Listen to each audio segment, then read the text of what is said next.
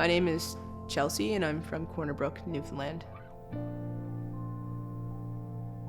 In grade 12, I was the only openly queer person at my high school, and that was difficult. It was a really alienating and isolating experience.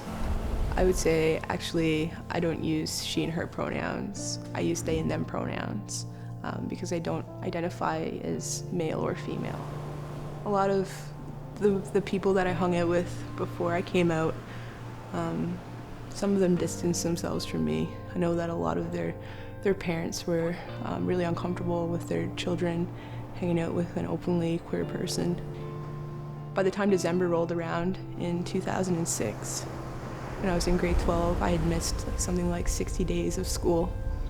I ended up failing math, and I didn't graduate. My dreams of university were pretty much out the window.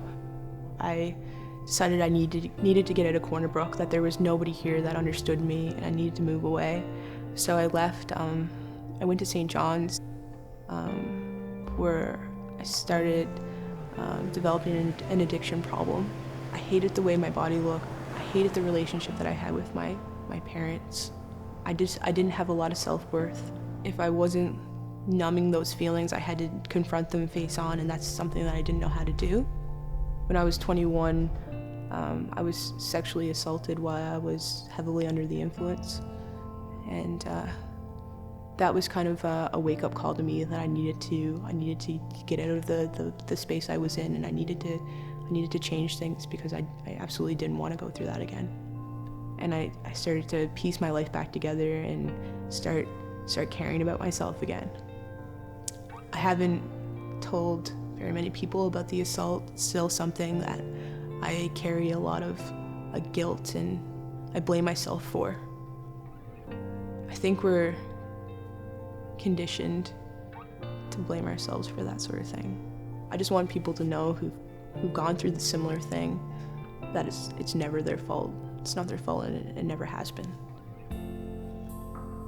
After I decided that I needed to turn my life around, getting into university was definitely the best thing that happened to me. I think that was what gave me the strength that I needed to move forward with my life. In the future, I really want to be a practicing artist, but I'm also an activist, and I've kind of merged those two practices into one. It's a high that isn't comparable to doing any sort of drugs. It's so much more powerful than that. Queer people really deserve a place where they can feel safe and comfortable and not fear facing any sort of repercussions for being who they are. Well, it's one thing to say that you support something. It's another thing to actually stand up and help the community or do something to support queer and trans folks. Being an ally isn't a label that you can just call yourself. Being an ally is actually working with the community in solidarity.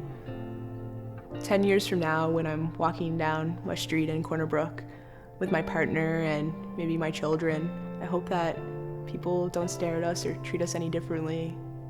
That's all we really want.